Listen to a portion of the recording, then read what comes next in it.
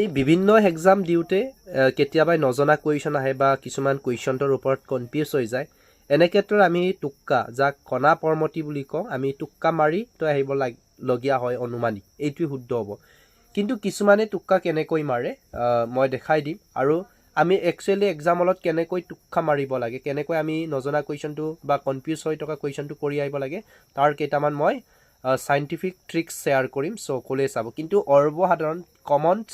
আমাৰ টুক্কা মৰা ষ্টাইলটো কি কৰে যিসকলে নোৱাৰে এনেকৈ মাৰিব প্ৰথম কুৱেশ্যনটো এ দিলে সাপোজ এই কুৱেশ্যনটোৱে অপশ্যন তোমাৰ কুৱেশ্যন নাম্বাৰ 1 এ মাৰিলে আকৌ সেকেন্ডটোৰ কি মাৰিব তোমাৰ বি মাৰিব আকৌ 3 নম্বৰটোত কি মাৰিব সি মাৰিব নেক্সটটো কি মাৰিব ডি মাৰিটো আহে এনেকৈ আকৌ তাৰ পিছৰটো কি মাৰিব এ মাৰিব এনেকৈ মাৰিটো আহিব টুক্কা এনেকৈ নহয় টুক্কা মাৰিব হ'লে আমি কেইটামান লজিক চাব লাগিব লজিক ওকে মই ইয়াতে অকমান দেখাই দিছো ধৰি লোৱা সেই কুৱেশ্যনটো ওকে এই কুৱেশ্যনটোৰ এনসাৰ আমাৰ কনফিউজ আছে এতিয়া আমি কি কৰিম কি নকৰোঁ আমাৰ এক্সামত কনফিউজ হৈ যায় এনে ক্ষেত্ৰত যেতিয়া আমি নজনা কুৱেশ্যন এটা কৰিব যাওঁ তেতিয়ালে প্ৰত্যেক কুৱেশ্যনত 25% থাকে কিমান 25% ইয়াতো 25% থাকিব ইয়াতো 25% থাকিব ইয়াতো 25% ইয়াতো 25% ওকে গোটেইখিনি কিমান থাকিব 25% এটা গোটেইখিনি 25% চাৰিটা মিলাই পেলাই কিমান হ'ব 100 আমাৰ কুৱেশ্যন এনসাৰ কিমান হ'ব লাগিব 100% কাৰেক্ট হ'ব লাগিব ওকে তাৰ কাৰণে প্ৰত্যেকতে সমান শুদ্ধ হোৱাৰ চান্স থাকে তেনে ক্ষেত্ৰত আমি কি কৰিব লাগিব অপশ্যন স্কিপ কৰিব লাগিব টুক্কা মাৰিব হ'লে ধৰি ললো যে ৰঞ্জন গগৈ এটো কি কৰা নাই পদ্মশ্ৰী পুৰস্কাৰ পোৱা নাই 24 চনত ক্লিয়াৰ এতিয়া তিনটাৰ ভিতৰত কনফিউজ আৰু এটা কলো যে যাদৱ পায়েংটো হ'বই নোৱাৰে কাৰণ 24ত পোৱা নাই অল 24ত পোৱা নাই অল এনেকৈ আইডিয়া অলপ থাকিব লাগিব আৰু 24ত কোনো তাৰ ৰেফাৰেন্স অহা নাই ৰঞ্জন গগৈ আৰু যাদৱ পায়েংৰ কথা 24ত কোনো ৰেফাৰেন্স বা নিউজ কিবা চোৱা নাই বা শুনা নাই সো এনেকৈ দুটা স্কিপ কৰিলো তাৰপিছতে ভাবিলো যে অপশ্যন নহলে হ'ব নহলে অপশ্যন বি হ'ব কোনটো হ'ব পাৰে সো তেনে ক্ষেত্ৰত আমি দেখিলো যে ইয়াতো 25% ইয়ালৈ গুচি গলগে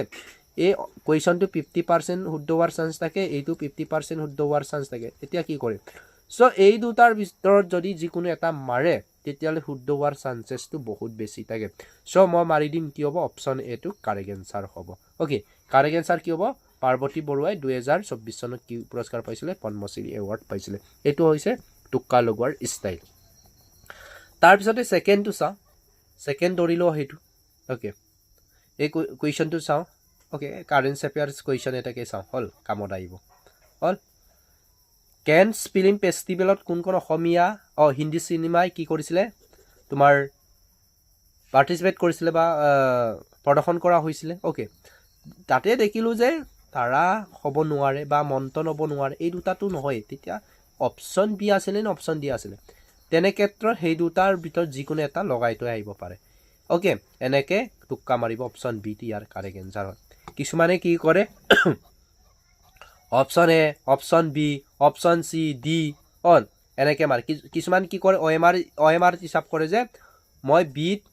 অল 35টা কুৱেশ্যন মাৰিলো এতিয়া ক'ত মাৰিম মই সি এ বিত বেছিকে টুক্কা মাৰি থৈ আহিম বুলি কয় এই টুক্কা ষ্টাইলটো কোনো কামত নাকাটে সো সাইন্টিফিক